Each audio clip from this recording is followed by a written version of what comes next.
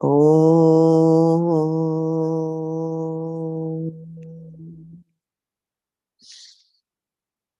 Om.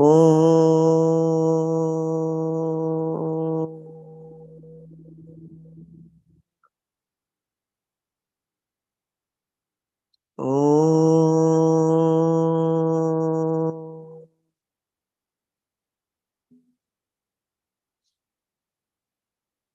Om Brahmanandam Paramasukadam Kevalam Jnanamurtim Dvandvatitam Gagana Sadrisham Tattvamasyadilaksham Ekam Nityam Vimalamachalam Sarvadhi Sakshi Bhutam Bhavatitam Trigunarahitam Sadgurum Tam Namami Shruti Smriti Purananam Alayam Karunalayam Namami Bhagavat Padam Shankaram Loka Shankaram Shankaram Shankaracharyam Keshavam Badarayanam Sutra Bhashya Kritau Vande Bhagavantau Punah Punah Sada Shiva Samarambham Shankaracharya Madhyamam Asmadacharya Paryantam Vande Guru Paramparam Vande Guru Paramparam. Om Sahana Vavatu Sahanau Bhunaktu Saha Viryankaravavahai Tejasvinavadhitamastu ma vidvishavahai. Om Shanti Shanti Shanti.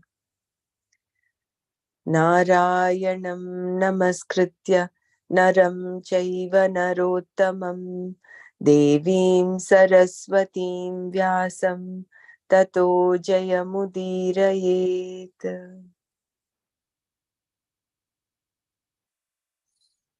Jai Gurudev. Today, maybe it's a good idea for us to chant the whole 11th chapter, and then we come back to the last few verses, especially the last verse. So, Bela, are you able to chant the Bhagavad Gita, the chapter 11? Yes, Brahmaraji. Yeah. Om Shri Paramatmane Namaha Atha Ekadashodhyayah Vishwarupa Sandarshane Vishwar Sandarshana Rupa Yoga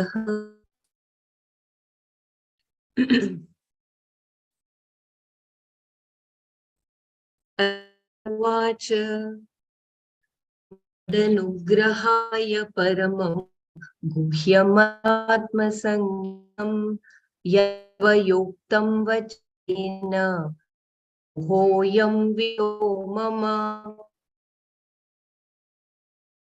Bhapyayau hi bhutan Shrutau vistarasho maya Tvattah Kamalapatraksha Mahatmyamapi chavyayam Avametadyatatvam Avametadyatathatvam I think it is Atmanam evamevam, right?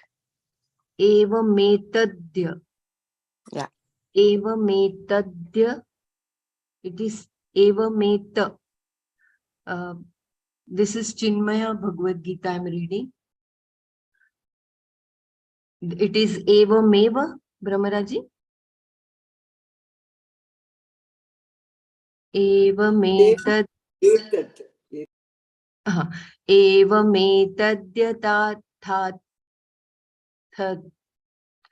Evametadyatathatvam Atmanam Parameshwara द्रष्टुमिच्छामि ते रूपम् ऐश्वरं पुरुषोत्तम मन्यसे यदि तच्छक्यं मया द्रष्टुमिति प्रभो योगेश्वर ततो मे त्वं दर्शयात्मानमव्ययम् श्रीभगवानुवाच पश्य मे पार्थरूपाणि शतशोऽथ सहस्रशः नानाविधानि दिव्यानि नानावर्णाकृतीनि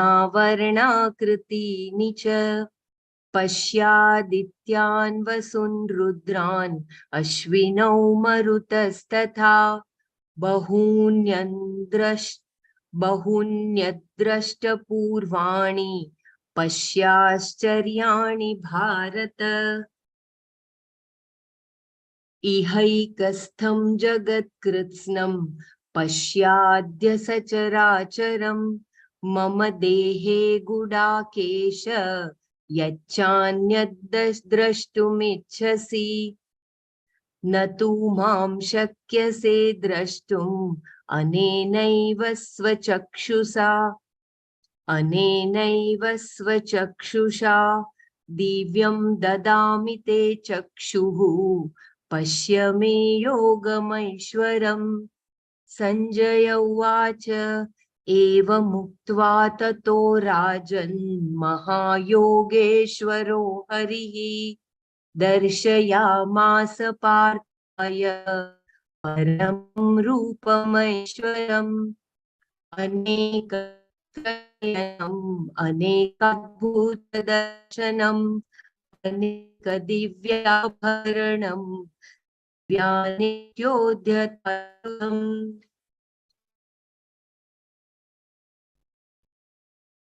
दिव्यमालाम्बरधरम्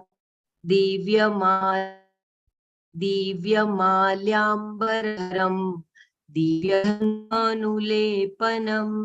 सर्वाश्चर्यमयं देवम् अनन्तम् विश्वतोमुखम् दिव्यसूर्यसहस्रस्य भवेद्युपस्थिता यदि सदृशी सा स्यात् भासस्तस्य महात्मनः तत्रैकस्थं जगत्कृत्स्नं प्रविभक्तमनेकधा अपश्य देवदेवस्य शरीरे पाण्डवस्तदा ततः स विस्मयाविष्टो हृष्टरोमा धनञ्जयः प्रणम्य शिरसा देवं कृताञ्जलिरभाषत अर्जुन उवाच पश्यामि देवांस्तव देवदेहे सर्वांस्तथा भूतविशेषसङ्घान् ब्रह्माणमीशं कमलासनस्थं ऋषिंश्च सर्वानुरगांश्च दिव्यान्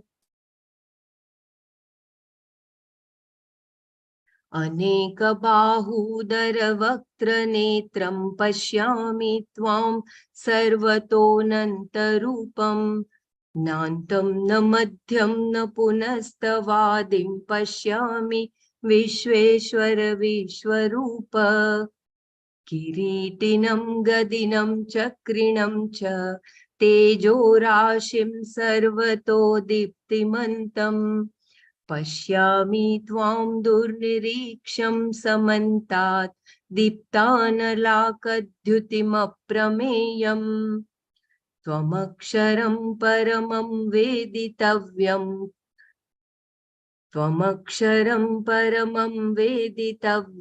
अस्य विश्वस्य परं निधानम्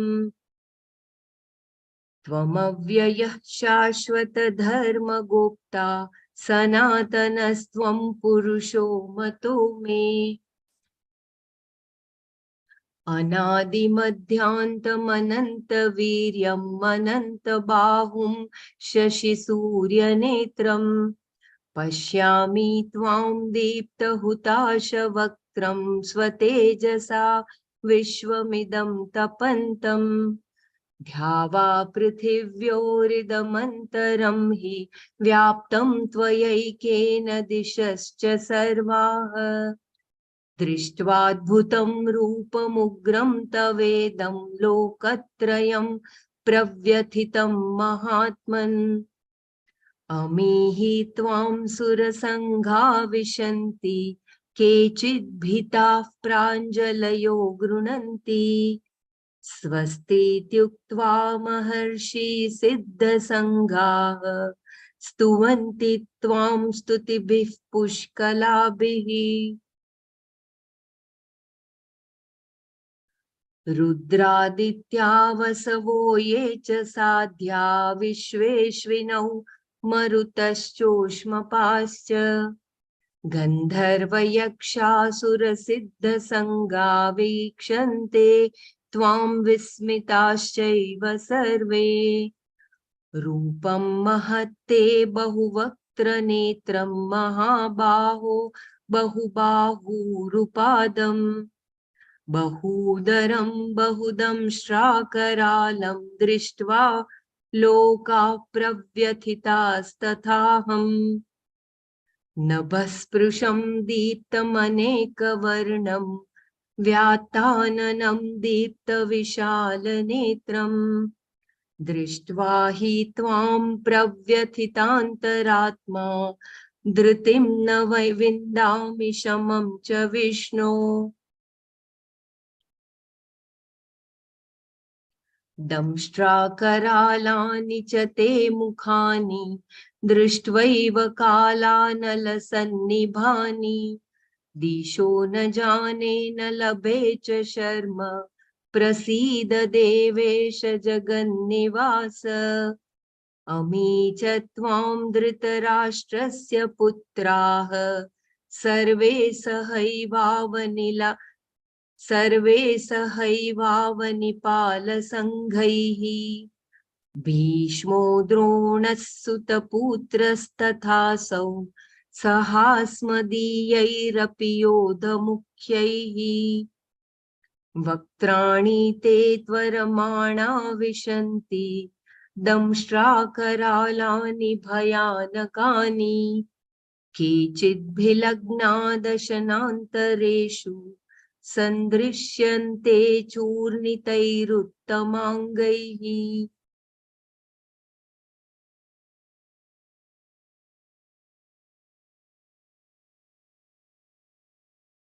यथा नदीनां बहवोऽम्बुवेगाः समुद्रमेवाभिमुखा द्रवन्ति तथा वामी नरवीरा विशन्ति वक्त्राण्यज्वलन्ति यथा प्रदीप्तं ज्वलन् पतङ्गाः विशन्ति नाशाय समृद्धवेगाः एव नाशाय विशन्ति लोकाः तवापि वक्त्राणि सदवेगाः लीयसे ग्रसमानः समन्वितः लोकान् समग्रान् वदनैर्ज्वलद्भिः तेजोभिरापूर्य जगत्समग्रभासस्तवोग्राः प्रतपन्ति विष्णो आख्याहि मे को भवानुग्ररूपो नमोऽस्तु ते देववर प्रसीद विज्ञातुमिच्छामि भवन्तमाद्यं न हि प्रजानामि तव प्रवृत्तिम्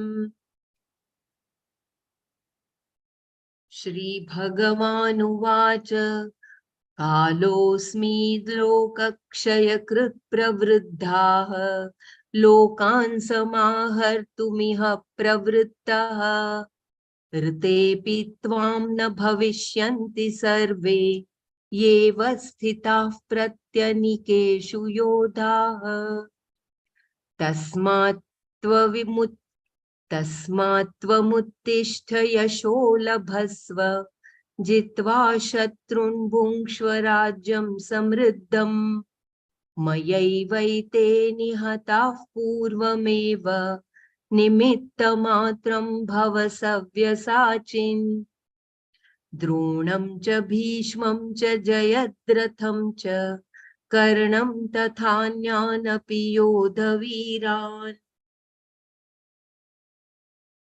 मया हतांस्त्वं जहिमा व्यथिष्ठाः युध्यस्व जेतासि रणे सपत्नान् सञ्जय उवाच एतत् श्रुत्वा वचनं केशवस्य कृताञ्जलिर्वेपमानः किरीटी नमस्कृत्वा भूय एवाह कृष्णं सगद्गदं भीतभीतः प्रणम्य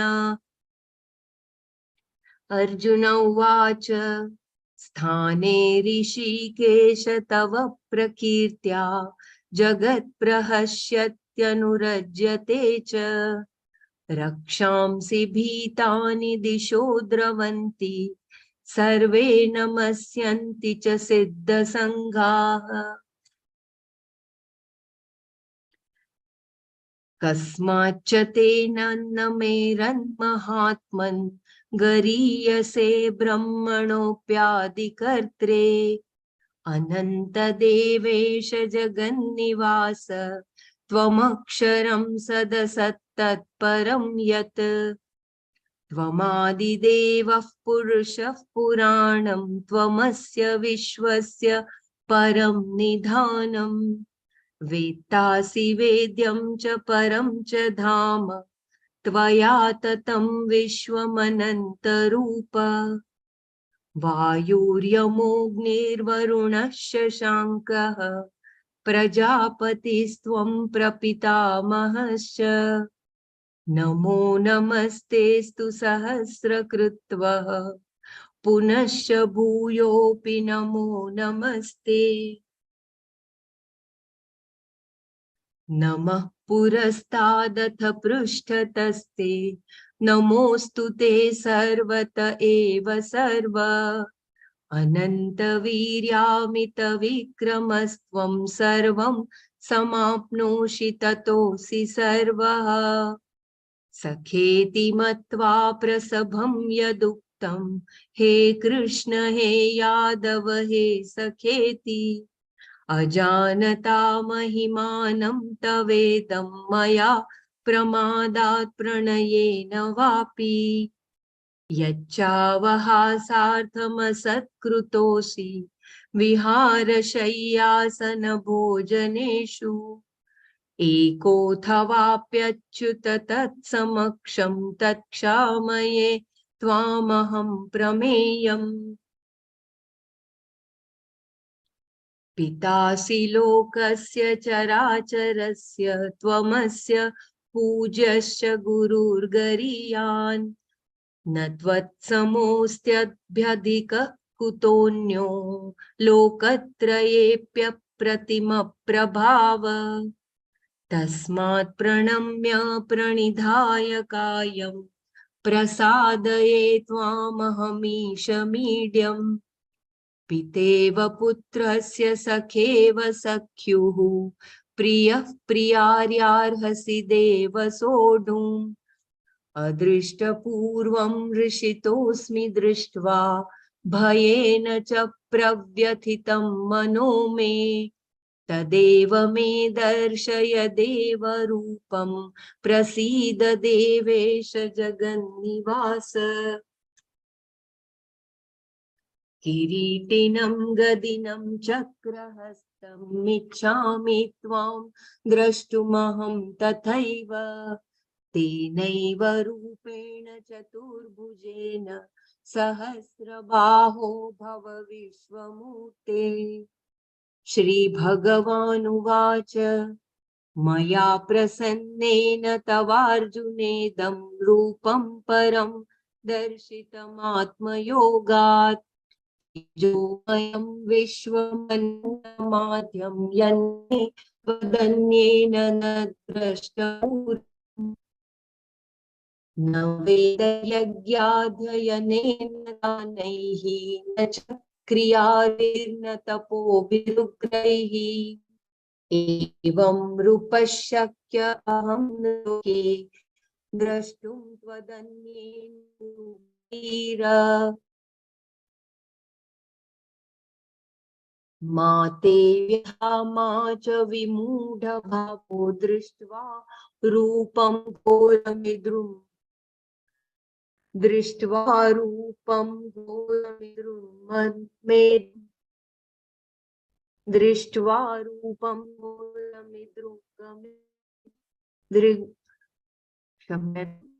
I think दृष्ट्वा रूपं घोरमिदृङ्गमेदम्.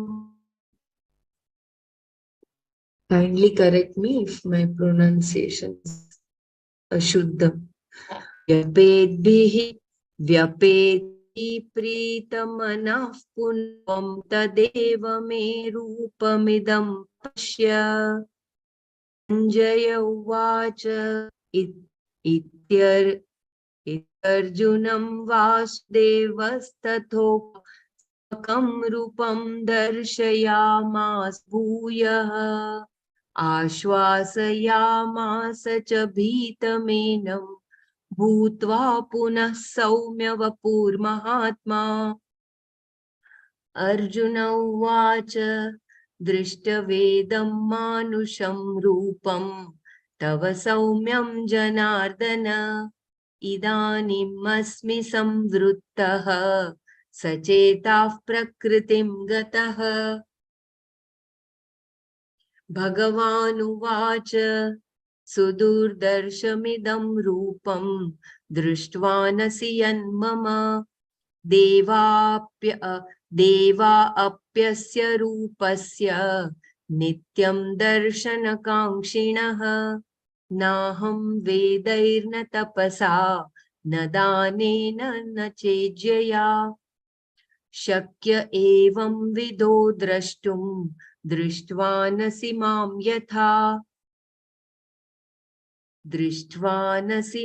यथा भक्त्या त्वनन्यया शक्य अहमेवं विधोऽर्जुन ज्ञातुं द्रष्टुं च तत्त्वेन प्रवेष्टुं च परन्तप मत्कर्म कृन्मत्परमो मद्भक्तः सङ्गवर्जितः निर्वैरः सर्वभूतेषु यः स मामेति Pandava.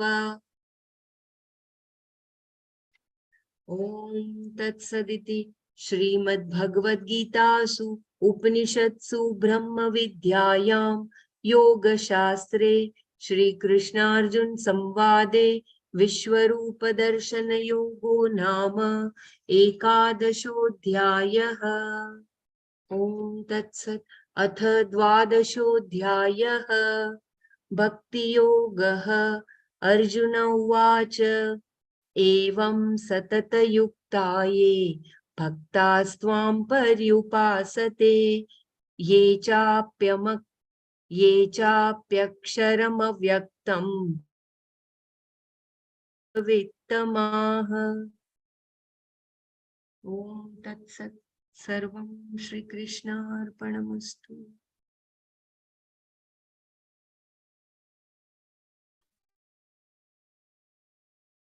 So, the last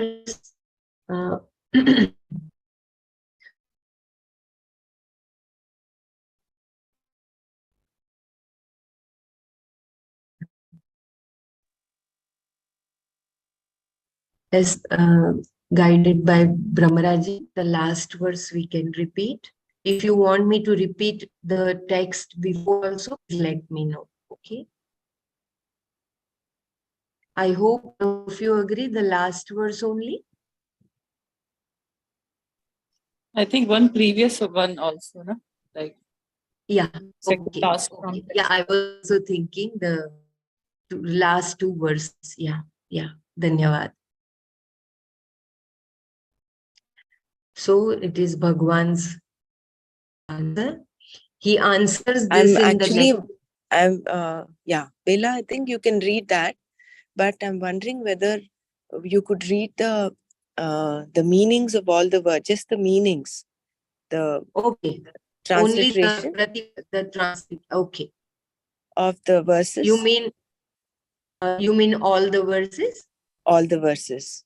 We should be Oh, taking about maybe 15 minutes for that, so that then we'll yeah. have the remaining time for the last two verses. Yeah, wonderful. Wonderful. Okay, Brahmaraji. Also, Nana is coming in tomorrow to answer any queries, sum up the whole chapter 11. So if Very you have any nice. doubts, please put them down so that you can clarify them. Yeah. Dhanyavad, Guruji.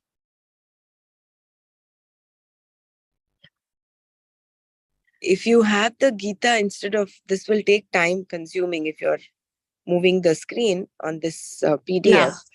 If you Yeah, have the main, the Gita Yeah, I Dhyan, have Gita the Bhagavad slokas, Gita, but it is not by Swami Dayanandji. It is Swami Chinmayanandji. So but there will be some that's fine. I think as long as we read the just the meanings, that will be good. okay.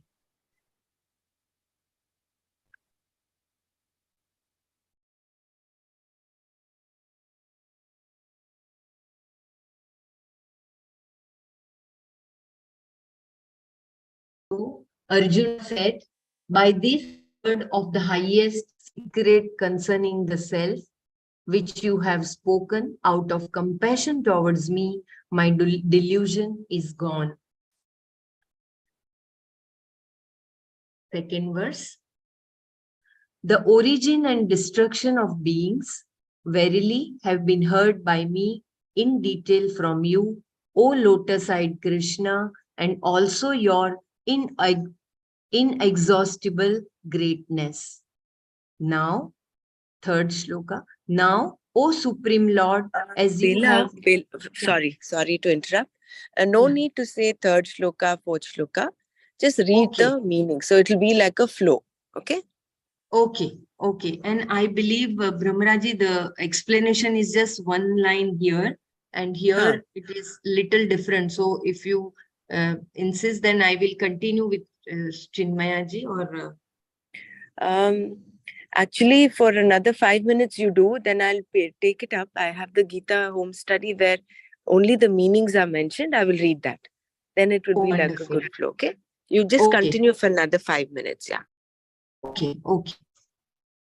Arjuna said, on account of these words which were taught by you in order to bless me with the greatest secret known knowledge, centered on the self, centered on self, this delusion of mine is gone. Indeed, the creation and dissolution of things have been heard in detail by me from you, O Krishna, whose eyes are like the lotus petal, and also your perennial glory was heard. Just as you have been telling about yourself, O Lord, in the same manner as this, I wish to see this form of yours as the Lord, O Purushottama.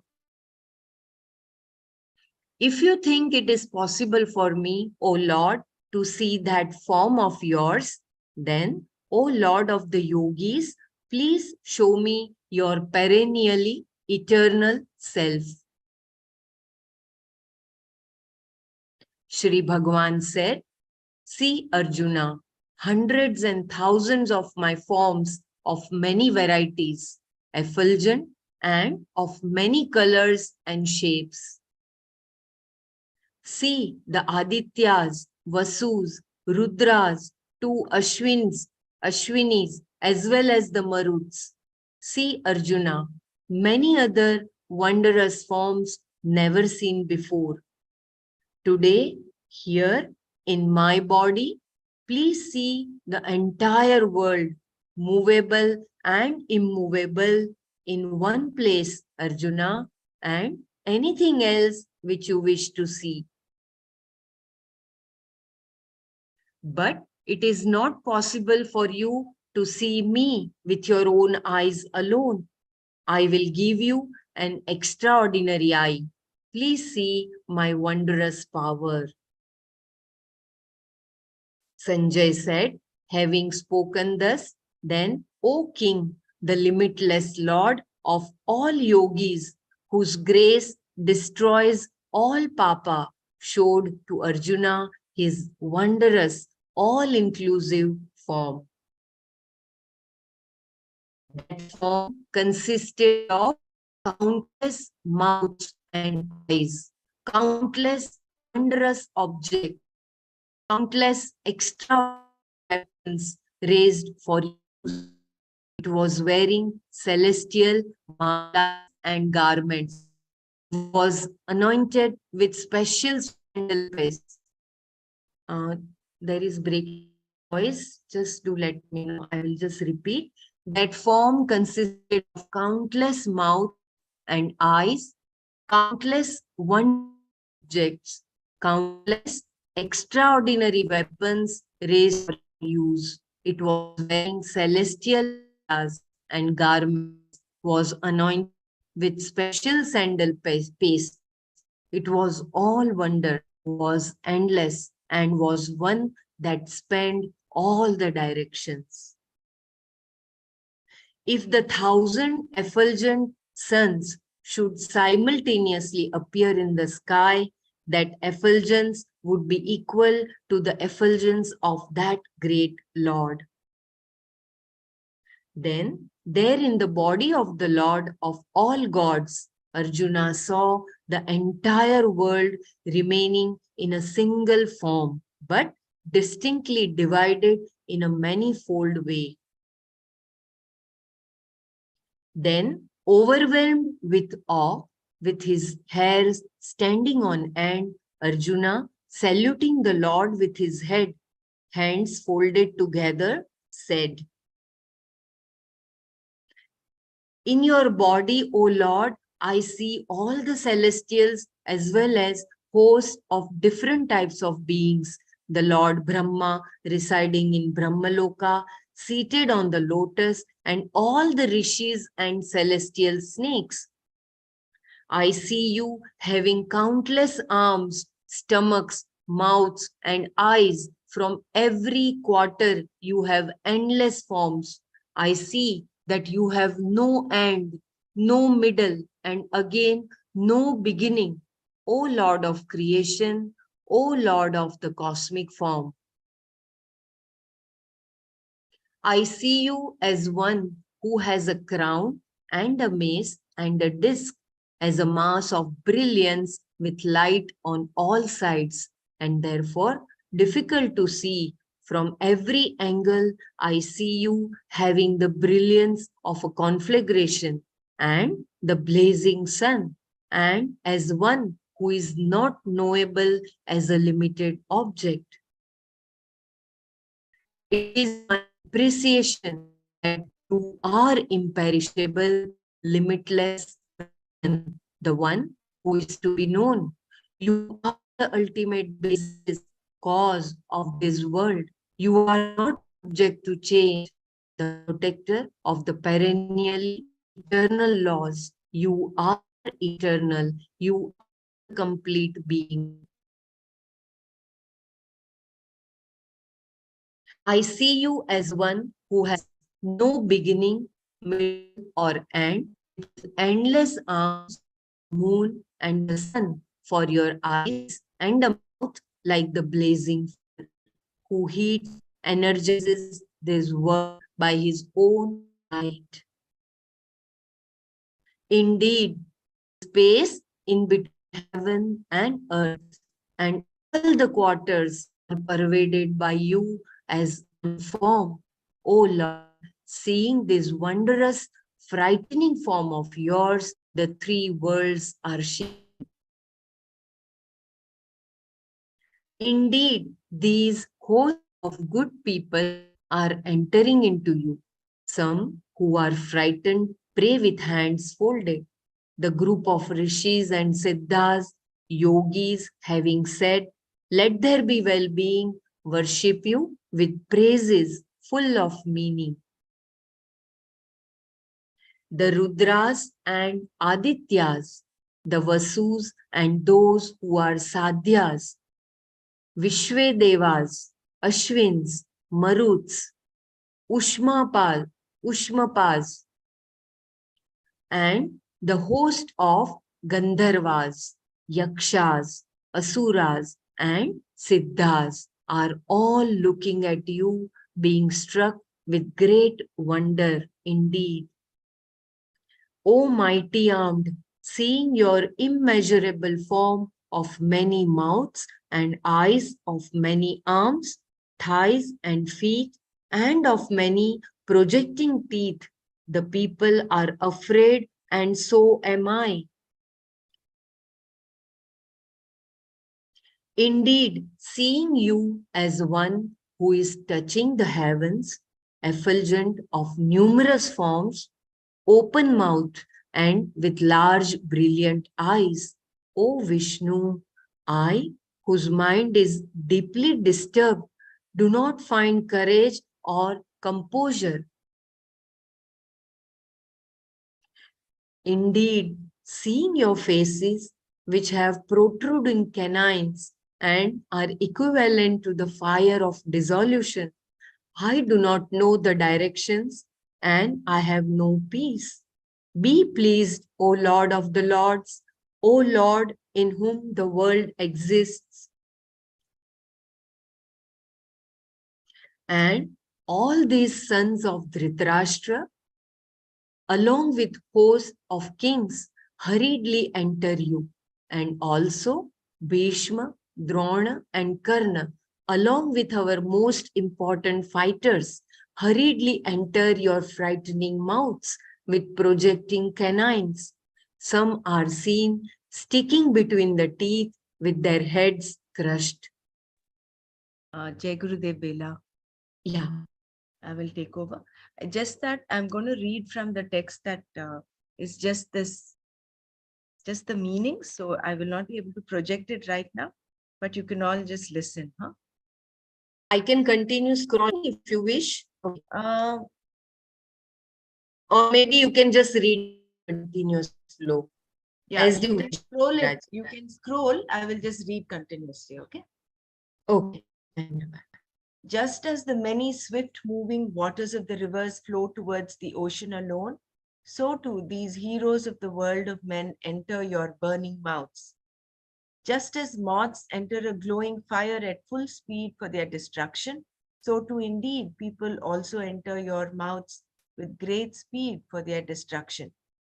Completely swallowing all the people with your burning, brilliant mouths, you lick again and again, filling up the entire world with brilliance. Your cruel flames burn, O Vishnu. Please tell me, for my sake, who are you, who has this terrible form? Salutations to you, O exalted among the gods. Be gracious. I wish to know you, the cause, because I do not at all understand your actions. Sri Bhagavan said, I am time, the destroyer of people, the one who is expanded and whose activity is to destroy people here. Even without you, all these warriors who stand in opposing armies will not exist. Therefore, get up and gain fame. Conquering the enemies, enjoy the prosperous kingdom. These people have already been destroyed by me. May you be merely an instrument, Arjuna. May you destroy Drona, Bhishma, Jayadratha, and Karna, as well as other heroic warriors who are already destroyed by me. Do not be afraid, fight. You will conquer the enemies in battle. Sanjaya said, hearing these words of Keshava, Kiriti Arjuna with folded hands and trembling, saluting Krishna, being very afraid, and saluting again, spoke again in a faltering voice. Arjuna said, it is proper, Rishikesha, that by singing your praises the world rejoices and is devoted to you. The frightened Rakshasas run in all directions and all the hosts of Siddhas salute you. O Lord, why will they not salute you who is greater than other gods, who is the primal creator of even Brahma? O limitless one, Lord of the gods, the one in whom the world exists, you are that eternal, limitless Vastu, which is both cause and effect. You are first among the gods, the one who fills up everything, who was there even before. You are the ultimate place of resolution of this world. You are the knower and what is to be known and the ultimate abode. Oh, the one whose forms are endless, the world is pervaded by you. You are the Lord of air, Lord of death, Lord of fire, Lord of water, presiding deity of the moon, Prajapati, and the ultimate great grandfather, the creator. 1,000 repeated salutations to you. Again and again, indeed, repeated salutations to you. Salutations to you in front in the east, then salutations to you at the back in the west. Indeed, salutations to you in all directions. Oh, the one who is everything. You are the one of infinite strength and infinite prowess, and you completely pervade everything. Therefore, you are everything. Ignorant of this glory of yours, thinking of you as a mere friend out of carelessness or out of friendship too, that was thus said rashly by me as O Krishna, O Yadava, O friend, and further, Krishna, out of jest, you have been slighted while walking, lying down, sitting, and eating, alone or even in public. For all that, may I ask pardon of you, who cannot be known. O Lord, of whose glories are unparalleled, you are the Father of this world of movables and immovables, sentient and insentient, and you are its most worshipful and its first teacher. Even in the three worlds, there is no one equal to you. How can there be another who is superior? Therefore, saluting, properly laying down my body, I seek the blessings of you, who is the worshipful Lord. O Lord, you should forgive my mistakes as a father would the mistakes of a son, as a friend of a friend, and a beloved of his beloved. O Lord, seeing what has not been seen before, I am happy, and my mind is afflicted with fear. O Lord of the gods, O Jagannivasa, Lord of the world, be pleased. Please show me only that original form of yours. So too, I wish to see you as one who has a crown, a mace, and a disc in hand. O Lord of 1,000 arms, O Lord who is in the form of the world, may you become this form alone, which has 4 hands. Sri Bhagavan said, O Arjuna, by me who is pleased, this original form, which is limitless, full of brilliance, includes everything and is without end, that form of mine, which was never before seen by anyone other than you, was shown to you through my power, not by study of the Vedas or rituals, not by charity, not by performing rituals, nor by severe austerities, can I in this form be seen in the world of men by anyone other than you, O bravest of the Kurus. May you not fear and may you not be confused seeing this type of frightening form of mine. Being free from fear and pleased again, may you see that particular form of mine. Sanjaya said, thus Vasudeva, having spoken in this way to Arjuna, who was frightened, showed his own form again and consoled him, having once more become the Lord with a pleasing form. Arjuna said, seeing this pleasing human form of yours, Janardana, now I have become cheerful and restored to my original nature. Sri Bhagavan said, you have seen this form of mine, which is very difficult to see. Even the gods always remain desirous of seeing this form. I cannot be seen in this form by study of the Vedas, nor by ascetic practices, nor by charity, nor by worship. You are the one who has seen me in this way. But with devotion, in which there is no other, it is possible, O Arjuna, that I can be known and seen and can be entered into in reality, O Parantapa.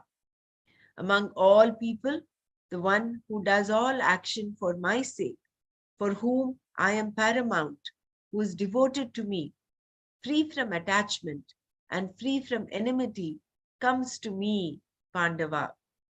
Om Tat Sat. इति श्रीमद्भगवद्गीतासु उपनिषत्सु ब्रह्मविद्यायां योगशास्त्रे श्रीकृष्णार्जुनसंवादे विश्वरूपदर्शनयोगो नाम एकादशोऽध्यायः। अथ द्वादशोऽध्यायः Bhakti-yoga. Arjuna said, in this manner, there are those devotees who, constantly committed, meditate upon you, and also those who seek you as one who is not subject to decline and not available for objectification. Among them, who are the greatest knowers of yoga?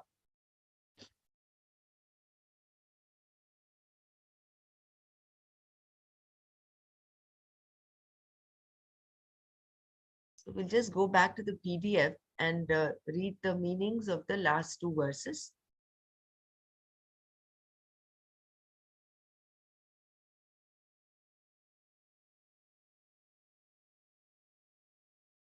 '54 and 55, no? Yeah. So Arjuna is, Bhagavan says, not by knowing the four Vedas, na Vedaihi, not by great ascetic practices, na tapasa, not by charity, na danena, not even by ritual, ijjaya. Previously he said yajna, which was Shrauta, only includes those rituals we know from the Veda. Ijjaya, which he uses here, can include smartha rituals like puja, etc. Even by all these various methods, I cannot be seen in this form. Aham evam vidah drashtum na shakyah. In the form that Arjuna has been able to see him, no one else has seen in spite of great efforts. Though a repetition of the previous verse, this verse has been introduced here to provoke a question.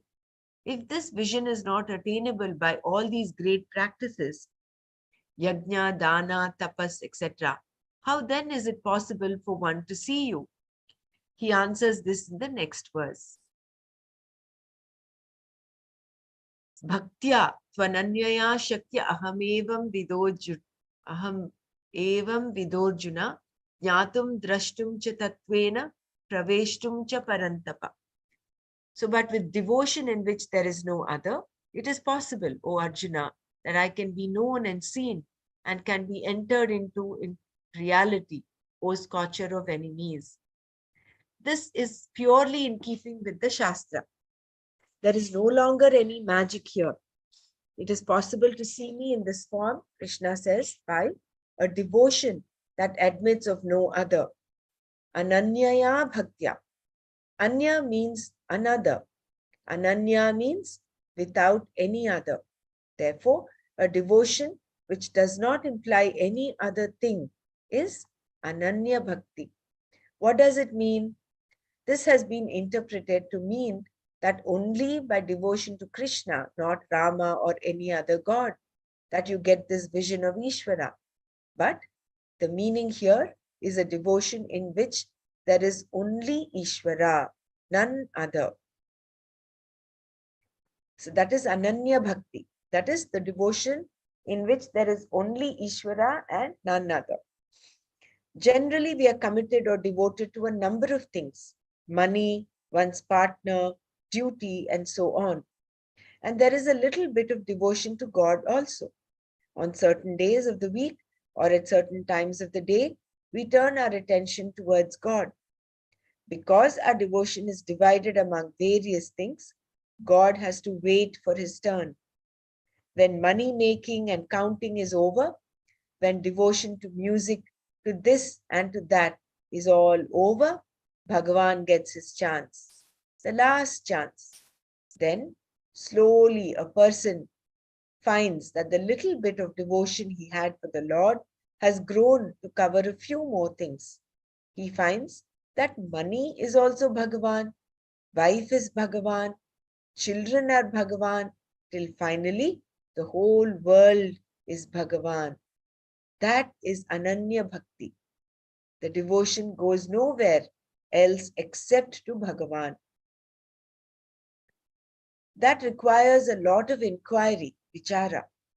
The more you look into it, the more you see Ishvara as everything. There is nothing other than Ishvara. Your devotion to the Lord grows as you understand who He is until you find that there is nothing outside. This is Ananya Bhakti. If that is your devotion, the whole world is Bhagavan. What else is the cosmic form but that? Arjuna had excluded himself in the cosmic vision, but here you are totally included. That is why a real cosmic vision is possible only through jnana. It has to include the observer, or it is not complete. It is not cosmic. Krishna makes it clear by adding tatvena, in reality. It is possible to truly see me in this form only by Ananya Bhakti.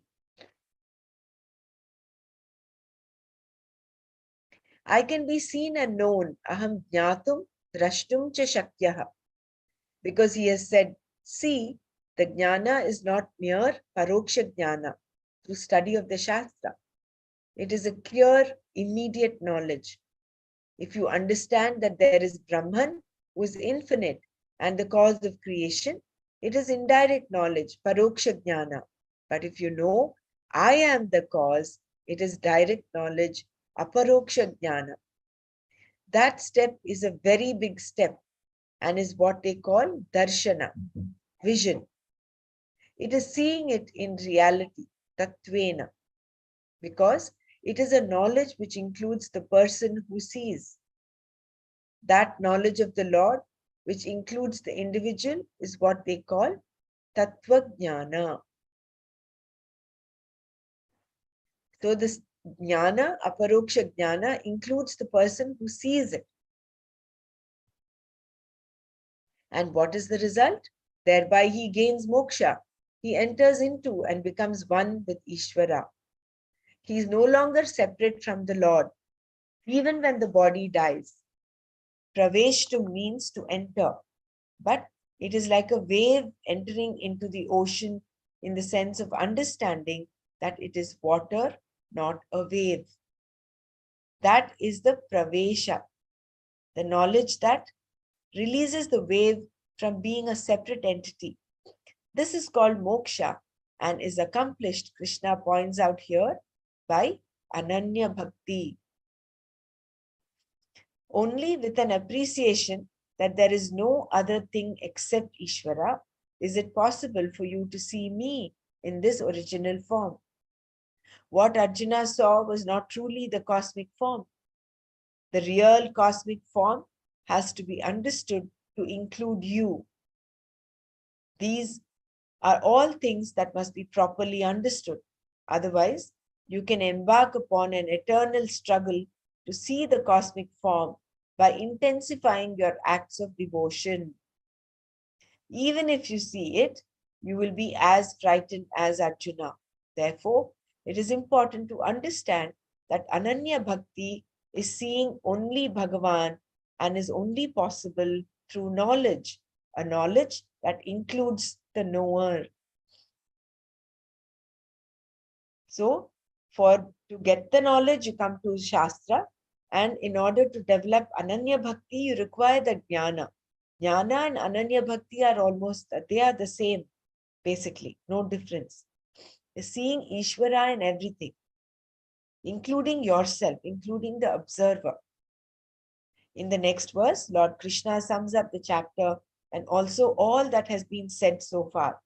Introducing the verse, Shankara says that now the entire teaching of the Gita is given in a nutshell here. This is the essence of the entire Gita Shastra, which is meant for moksha.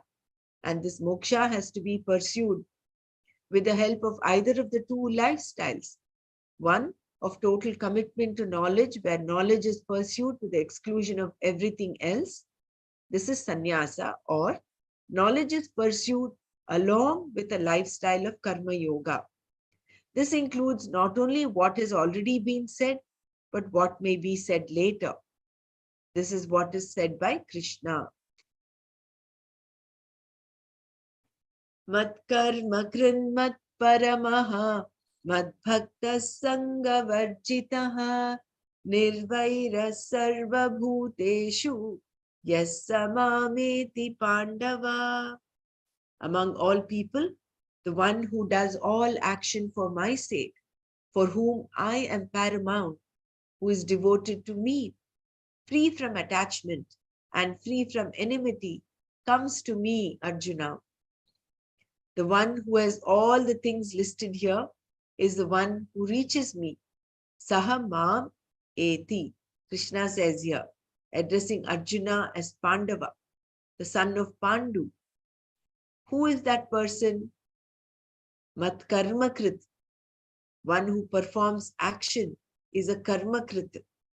Here, it is someone who performs all his daily duties, etc., not for dharma or artha or kama, but for moksha,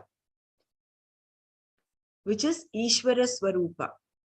He engages in all his various activities, keeping Ishvara in the center, because for him, the Lord is to be accomplished, nothing else. So, Mat Karma Krit is what? One who is engaging in all various activities, keeping Ishvara in the center. Because for him, the Lord is to be accomplished, nothing else. He is Mat Karma Krit. His karmas are performed not out of raga dveshas, but out of respect for dharma and adharma. This is an important thing to understand. What does it mean to perform action for the sake of the Lord? We hear this all the time, but what does it really mean? How can I perform an action for the sake of Ishvara? If Ishvara specifically tells me to do something, for his sake I can do it, as we often do for others. But Ishvara does not directly ask me for anything. How am I to know what pleases him and what displeases him? Some say that one must undertake all actions saying Narayana. But how does simply saying his name make it an offering to him? How am I to dedicate my karma to the Lord? Even if I say, "O Lord, I dedicate this karma to you," neither the action nor the result goes to the Lord. Mat karma krit is one of those vaguely understood words we find in the Gita. But earlier, Bhagwan explained it very clearly, saying, Ragadveshayoho vasham na agachet. Do not come under the hold of likes and dislikes. And swadharme nidhanam shreyaha paradharmo bhayavaha. Death in one's own dharma is better. The dharma of another is fraught with fear. What is to be done in a given situation is swadharma. Within the societal division of Brahmana, Kshatriya, Vaishya, Sudra, Swakarma or Swadharma is very clear. When that structure is absent, as is the case even in India today, then Swakarma is the appropriate course of action in a given situation. This can conflict with what I like or do not like to do. As long as what is to be done is in keeping with my raga, or what is not to be done corresponds to my dvesha, there is no problem. But more often than not, dharma and adharma are pitted against raga and dvesha. This is the Deva Asura Yuddha, Devasura Yuddha, the war between the gods and asuras. When ragas, dveshas are in keeping with what is to be done, they assume the status of dharma. They cannot rightly be called raga dveshas unless they are in conflict with dharma. And we should know that what is against dharma is against Bhagwan, because He is the moral order.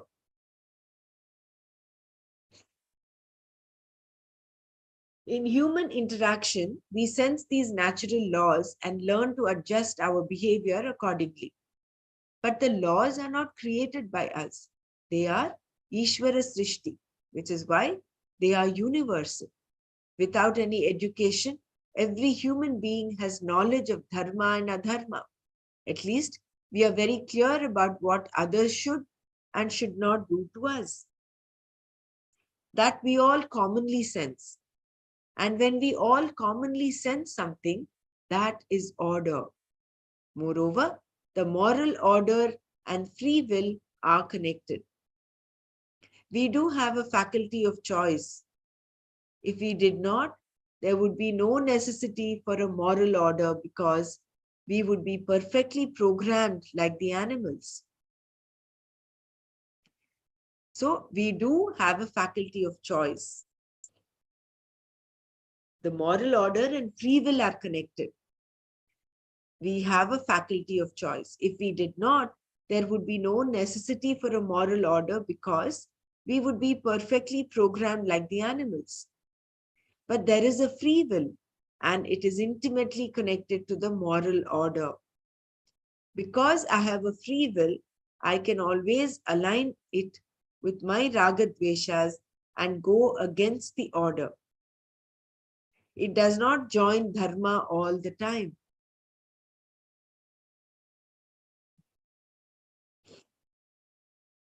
We can understand that the moral order is the Lord's creation. Then we take it one step further. If you understand that what is created is non-separate from the Lord, you are a jnani and will spontaneously act in harmony with dharma. If you are not aware of this, you follow Bhagavan's order. So what he's saying here is if you understand that what is created is non-separate from the Lord, you have that ananya bhakti, you are a jnani. You will spontaneously act in harmony with dharma. If you are not aware of this, you follow Bhagavan's order. Understanding dharma as Bhagavan's creation, you adjust your behavior to conform with dharma. Doing karma for Ishvara's sake means for dharma's sake, not for the sake of raga dveshas. As a karma yogi, one is not interested in dharma artha kama. Although he has raga dveshas, his actions are done as a yoga for moksha's sake. Then he is mat karma krit. Even though someone may be worshipping the Lord, if he is doing it for heaven or some other end, he is not mat karma krit. He is really doing it for the sake of his own raga dveshas. A mat karma krit is a karma yogi who is a mumukshu. His pursuit is moksha, but because he is not a sannyasi, he has certain mandatory duties. So doing our dharma without getting in our raga dveshas is being mat karma krit. Mat karma krit is a karma yogi who is also a mumukshu. Mat parama means the one for whom the Lord is the most important. Shankara says that his attitude towards the Lord is like a servant to his master. As a servant does everything to please his master, this person does everything only to please the Lord. But performing karma for Ishvara is a little different from performing action for someone else.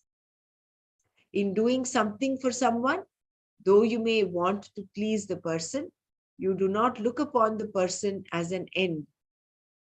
Here, the whole purpose of performing action for Ishvara is to become one with Ishvara, the Paramagatihi. This is the ultimate end, reaching which there is no other end wished for or possible. That is the purpose of his karma yoga. He pursues knowledge, doing his duties as a yoga. By karma yoga, he gains antakarana shuddhi, and therefore is ready for jnana. Matparama is the one for whom Ishvara is the ultimate end to be reached. He does not lose sight of that. Being Matparama, how does he live his life? He is Madbhakta. With his whole heart and soul, he is devoted to the Lord. Whatever he does, studying Shastra, doing japa, singing the glories of Bhagavan, he does with great enthusiasm.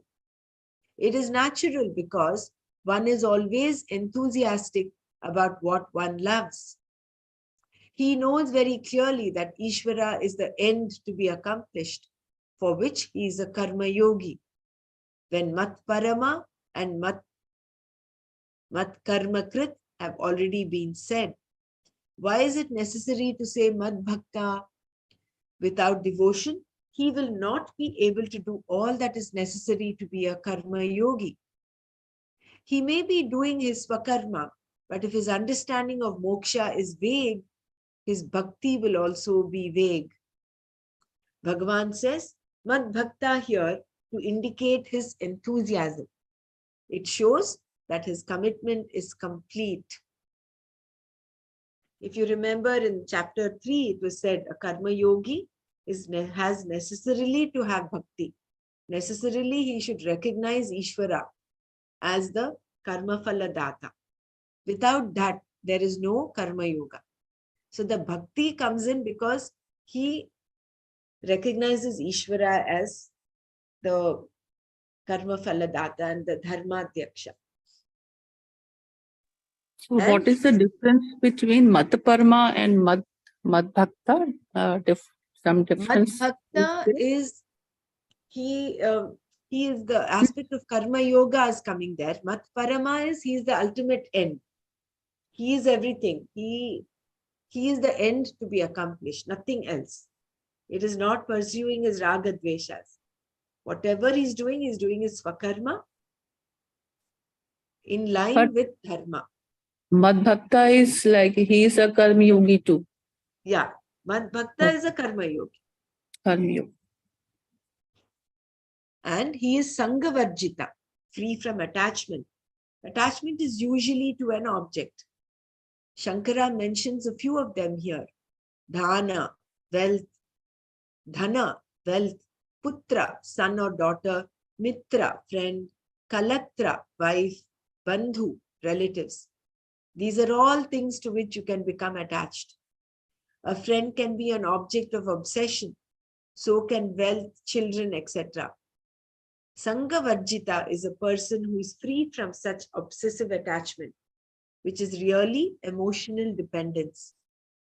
He has affection, love, etc., but is not dependent on any of these for his sense of well-being. Sangavarjita. If you have Sangha, several other problems follow in its wake. Anxiety, pain, etc., and raga dveshas become predominant. It is an ongoing problem. There is always some misunderstanding or another with a relative. No sooner do you resolve that than there is another problem with your spouse or child. And the entire life gets consumed in pleasing people. It is endless because there will always be misunderstandings. So we decide to understand the whole thing more fundamentally. We appreciate the nature of the mind and develop an awareness of what detachment is. We appreciate the nature of the mind and develop an awareness of what detachment is. In different degrees, everyone experiences the problem surrounding excessive emotional involvement. It is a universal problem. So, we become conscious of the fact that we are subject to emotional involvement and try to understand what it is. With that awareness, we can enjoy relationships instead having them to be problematic. In fact, they help us to grow. So the key here is to be aware of what detachment is and what is the nature of the mind. The nature of the mind is to get emotionally attached. That is a universal problem. So, but with that awareness, we can enjoy relationships instead of having them to be problematic. In fact, they help us to grow. Unless we relate, how do we know whether we have an emotional involvement? The involvement arises because of a need, and it is that which creates the problem. Once the need is detected, a certain detachment is called for, and that cannot come without understanding. Once the need is detected, a certain detachment is called for, and that cannot come without understanding. In the process of inquiry, you gather an awareness of yourself and understand your behavior. You learn what situations you have to avoid until the time comes when you are able to interact without getting emotionally involved. Then you only give in a relationship. As long as we take, there is dependence. Without dependence, you can give freely of your affection, love, and sympathy. Such an important takeaway. You learn what situations you have to avoid until the time comes when you are able to interact without getting emotionally involved. Then you only give in a relationship. As long as we take, there is dependence. I'm dependent on someone. If I say, if you behave like this, then I will be happy. That is, we are taking it from them. But if you're only giving, then there is no dependence. Without dependence, you can give freely of your affection, love, and sympathy. That is, you consider yourself complete and whole, and then you relate to others. Rather than you coming from the space of lack and incompleteness, and you want others' approval of you, you're dependent on others. You please them and then you are happy. But here you're coming from the space of happiness. So whether they are pleased or not, you will just continue to do your swakarma. And he is without enmity, nirvaira. Sometimes people behave in a way that is inimical to you. But if you are committed to your own maturity, you will question yourself. Perhaps I invoke enmity. Otherwise, why should he be inimical to me? I do not say we should internalize everything, but we must be responsible for our emotions and actions. And each person behaves according to his or her own mind. If this is understood, problems are greatly minimized. The animals, etc., including mosquitoes, are all above reproach. They just do what Bhagavan has programmed them to do. You cannot blame a mosquito for biting, but you can keep away from it. It is much the same with human beings. Even if they are totally committed to activities which are inimical to you, they are to be understood as human beings whose behavior, like all other human beings, is helplessly dictated by their past. If you had the same past, you would behave in exactly the same way. Knowing this, there cannot be any enmity. We allow people to be as they are. This is dispassion, which is possible only with a certain maturity. To gain that, we keep analyzing our responses. So beautiful. How not to be inimical, not to have enmity, is to see that everybody has his past, is behaving the way he or she is because of their past. If you were in that, if you had the same past, you would also behave the same way. So by analyzing and by being dispassionate, we gain this maturity. We gain this dispassion. One who has all these characteristics becomes one with me. Mam eti. I am the ultimate, the only end for him. Suppose you have become one with Bhagavan. then what will you do? What can you not do? You are free. You are full. There is no isolation. This is the most desirable teaching. Arjuna asked for this, and Krishna taught him everything. Om Tat Sat iti Srimad Bhagavad Gitasu Upanishadsu Brahma Vidyayam Yoga Shastre Shri Krishna Arjuna Samvade Vishwarupa Darshana Yogo Nama Ekadashodhyayah.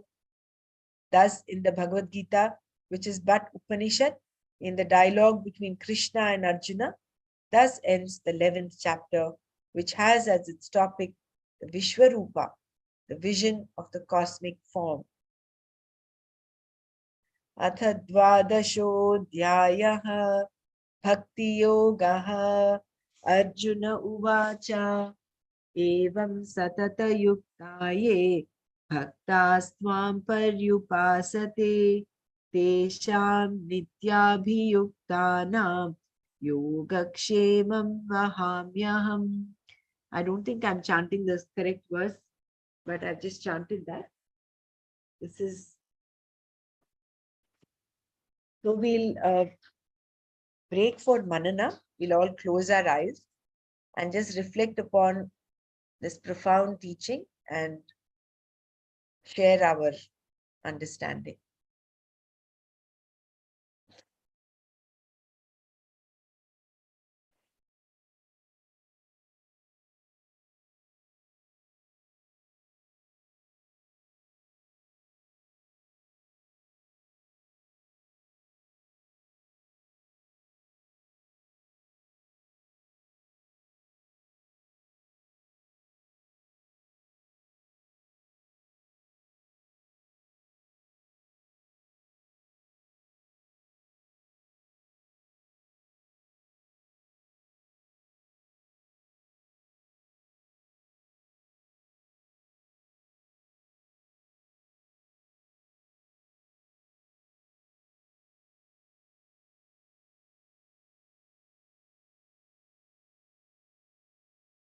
Jai Gurudev.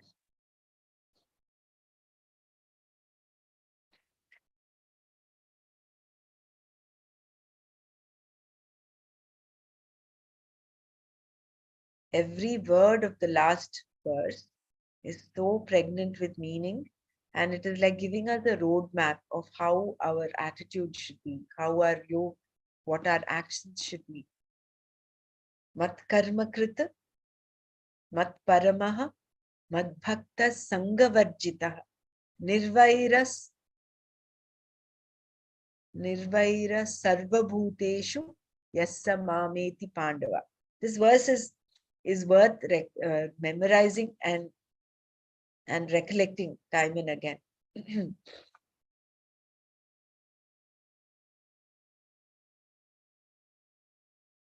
So offering every action unto Ishvara, what does it mean? It is doing one's swakarma or swadharma, and doing it not for the sake of dharma, artha, kama, but for moksha. So everything we do, from the time we wake up to the time we sleep again, offering everything unto him. Because it is only because we understand that he is the ultimate. He is mat parama, the ultimate end to be accomplished, nothing else. It is not dhana, it is not relationships, it is not fame, name. That is not what is the ultimate end. The ultimate end is that ananya bhakti, to recognize that he is nothing but me. Where the One question I have. yeah. In this verse, last verse only, we read that death in one's own dharma is better, and the dharma of another is fraught with fear. Why fear is there? Like, it's why the Why would be there fear? I could not follow it. It is that it will not be conducive if you follow another dharma, but why fear would be there? If like is it because you are not confident of your work, or you're not like competent enough? That is why there is fear, or is it something else? It is conveying like it must be having some different meaning. This verse, page number 321, second paragraph, the last line. Yeah. Nidhanam shreya paradharmo bhavayaha bhayavaha. Bhayavaha, right.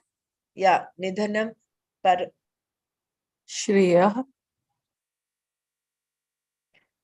Swadharme nidhanam shreyah paradharmo bhayavaha. See, what is swadharma here is doing your swakarma without bringing in ragadveshas, isn't it? So the Yeah. moment you bring in ragadveshas, it means you're doing paradharma. Correct? Right. So then you are only following your ragadveshas. It is so therefore you're tossed and turned over. Something you don't like, you're asked to do, then it becomes difficult for you. Yeah, Whereas, but why fear is there? Like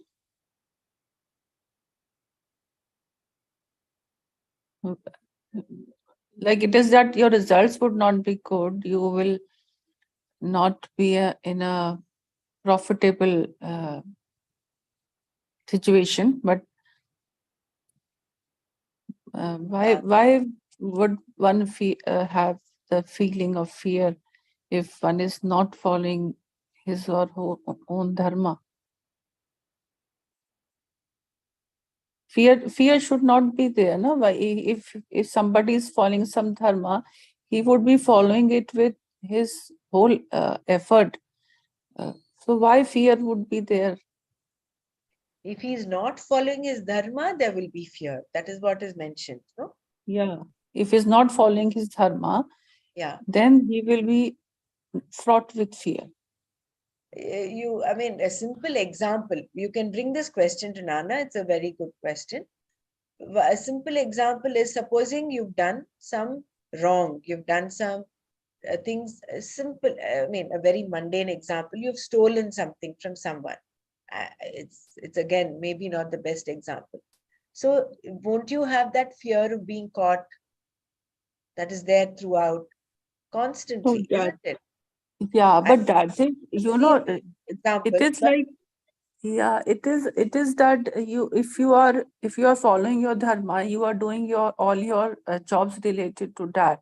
But if it is not, if it is against dharma, then it is like, if thief dharma is to steal, why would he have fear then? no, that is not his Like that dharma. thought, Sorry.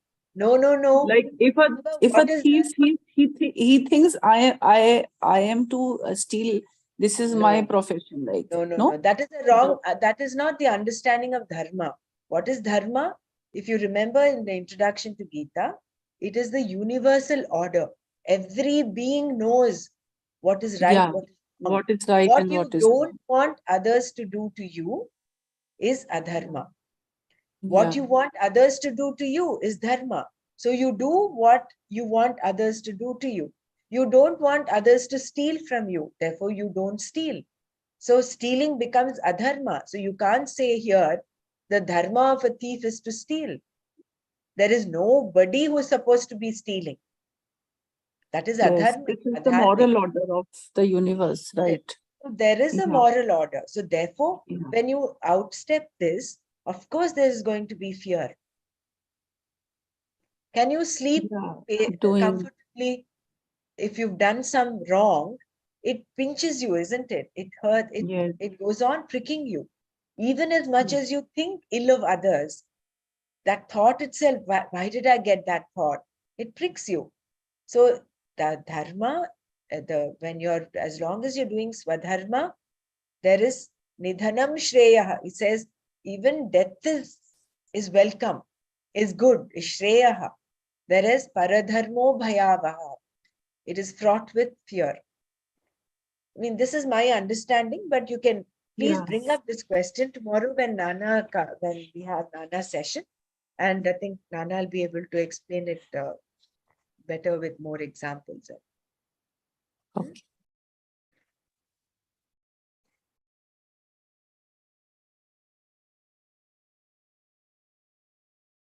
So when earlier the moral or the order in the society was Brahmana, Kshatriya, Vaishya, Sudra, the Swakarma was Swadharma. Whereas now, because that is not there in the modern age, there are Brahmanas who are doing, Vaishya, work of Vaishya. There are Brahmanas who are doing different other, their Swakarma is different from the Swadharma. So then doing a Swakarma as an offering to the Lord, that is, you are keeping Him in mind. Whatever you're doing it as an offering to Him. That becomes Matkarma Krit. And that even Sangavarjitaha is such a beautiful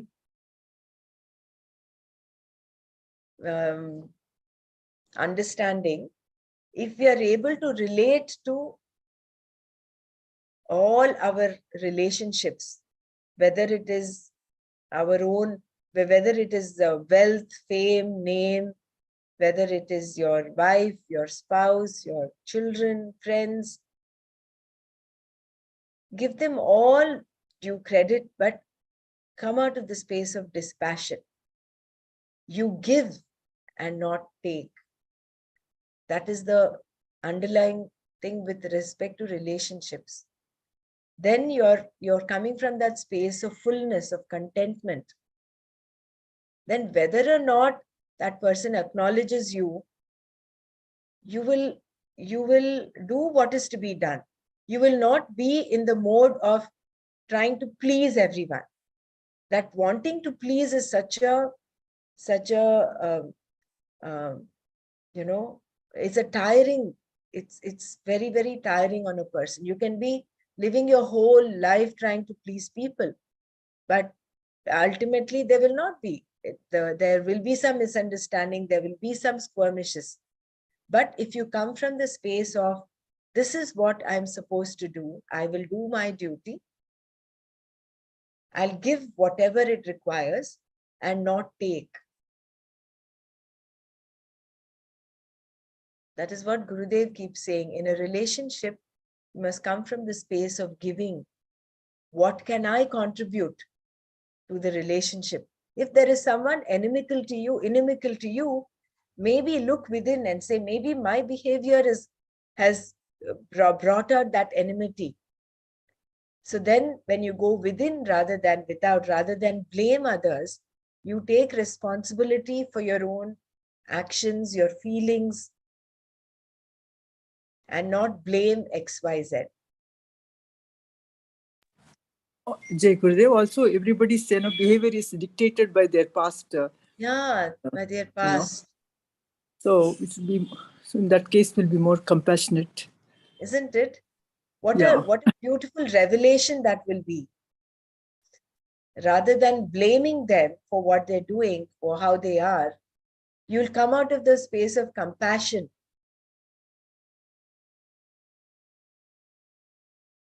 I mean, I can see the whole happiness program, all the 5 points coming up again and again. Like, do not see intention behind others' mistakes. That one thing, if you follow, then where is there any enmity towards anybody? When you accept people as they are.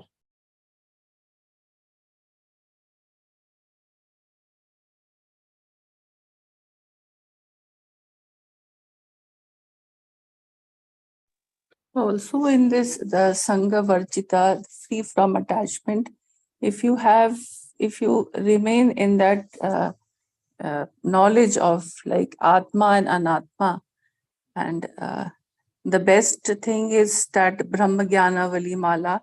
If you recite it daily, it is like it it refresh your brain that you are that Atma, and then those attachments which you are living in your family, they are very easy to handle. Like you don't give much uh, like no undue importance to them. It's only that it is what is required is done. You don't get overboard to do some task for them, or you will just, your attitude changes that you will do only what is required, and you will be in that that alert state of mind, that awareness is there.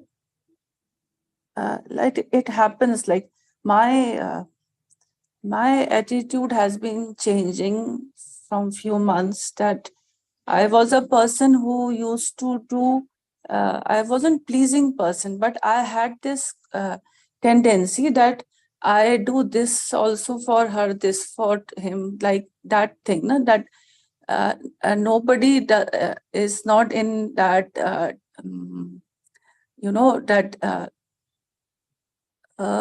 what to say,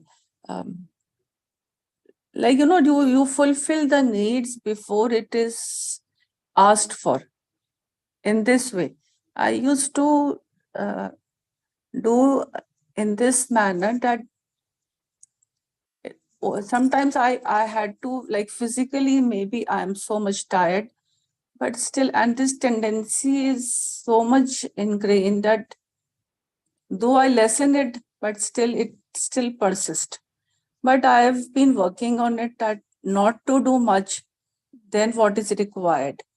So, you don't have that attachments, slowly they are falling, and you don't feel bad also, and you don't expect also anything. It is that everything is working upon. So it is, I think, that knowledge, and that what has helped me is that I start my prayer with Brahm Jnana Vali Mala, and it brings you in that state at once, and your base is sound then for whole day.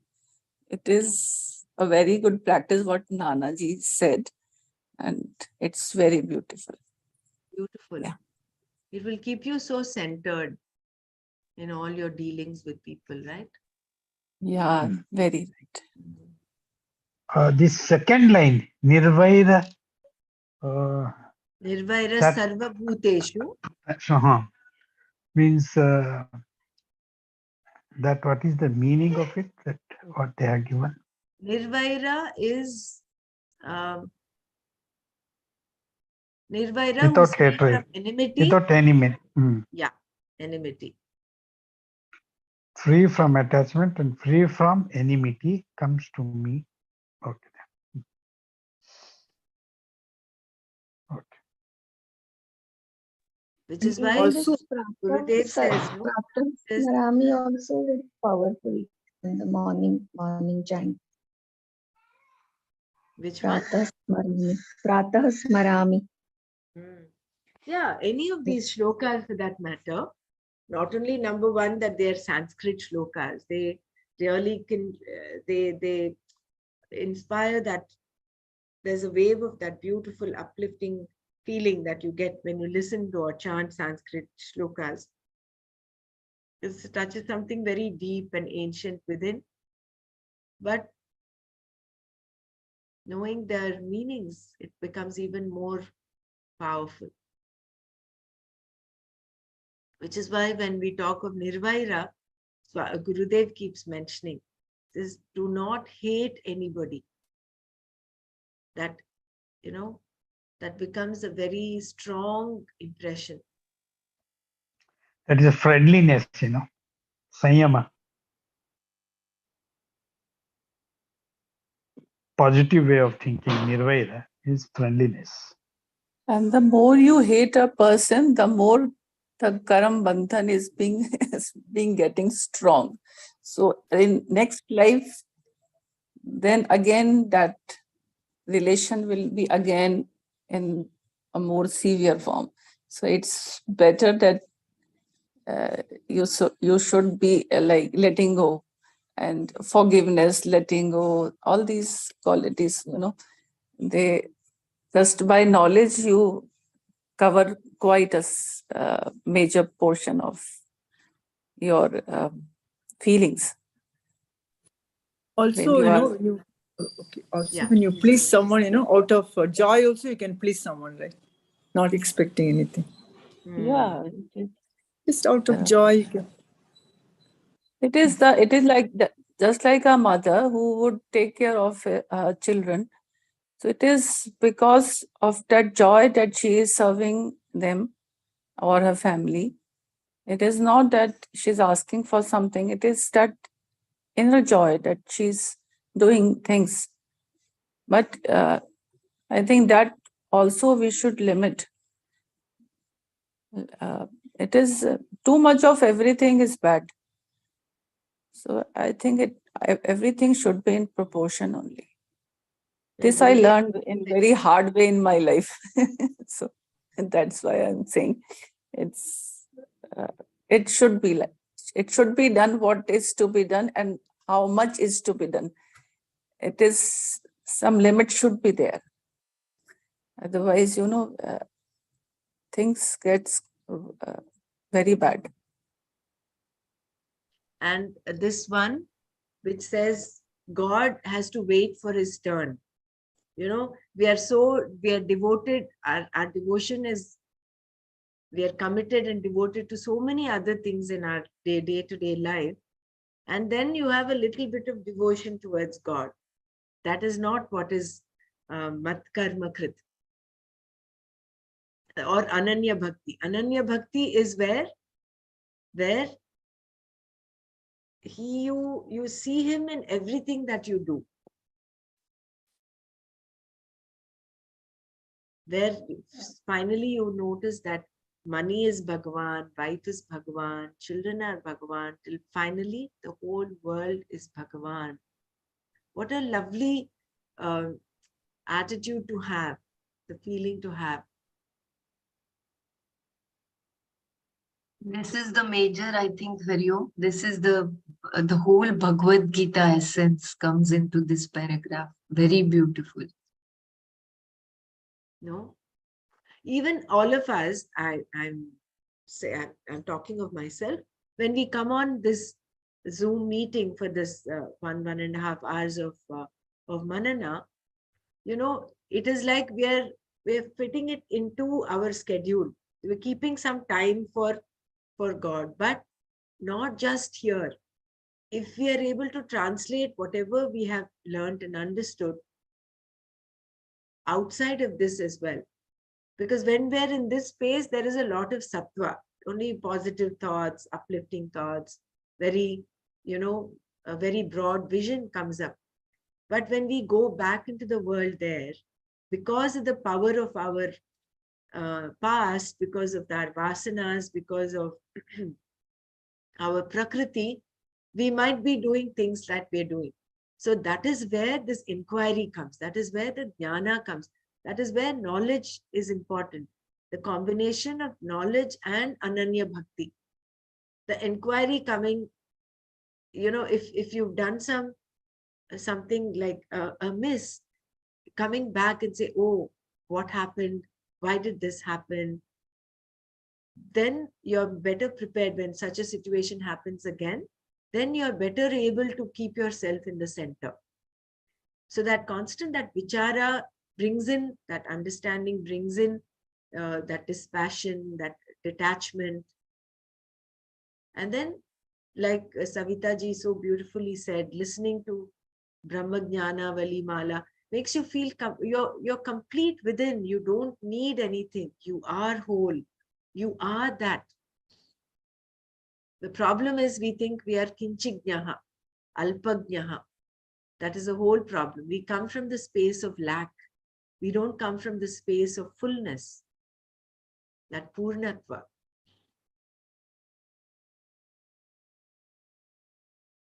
So again and again, when we revel in this knowledge, slowly and surely, like how he says here, in starting, you start with a little bhakti, little devotion. Then slowly that encompasses everything you do. Then this understanding dawns that whatever is there, whatever you're doing, is nothing but Ishvara, is for Ishvara or is Ishvara. I just wanted to share, I was telling Nana this yesterday, and he said when he was taking the, they were doing the study, Gita study circle back in Bangalore when he was, the study circle was going on. This particular verse, Mat Karma Krit Mat Paramaha Mad Bhakta Sangha Varjitaha Nirvaira Sarva Bhuteshu Yassa Mameti Pandava. This one, they spent over 7 weeks. I mean, it was a once a week class.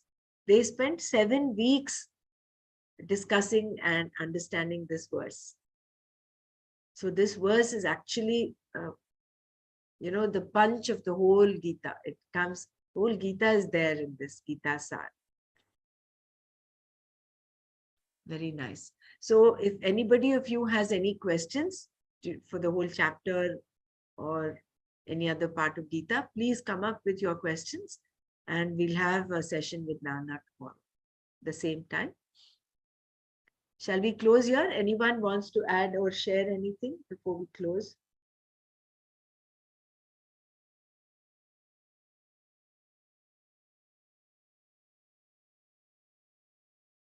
And in order to get the cosmic form, the actual cosmic form, you need this Ananya Bhakti where you don't see yourself different from him. The observer also becomes one part of the whole. There is only one, that Advaita. Advaita Bhavana is there. There's no bit of Dvaita there. That is the true cosmic form. One question I still have, Dr. Brahmra. Yeah. Why two forms were shown to Arjuna? And matlab, is there some motto behind showing one form, then the other form which is spread? Like, is there some reason for it? Yeah, I don't know. That is the question bank for Nana. So remember to ask. Jai Gurudev, is it shown or is it seen by Arjuna? It is his condition was not allowing him to see. He inquired, like he asked for.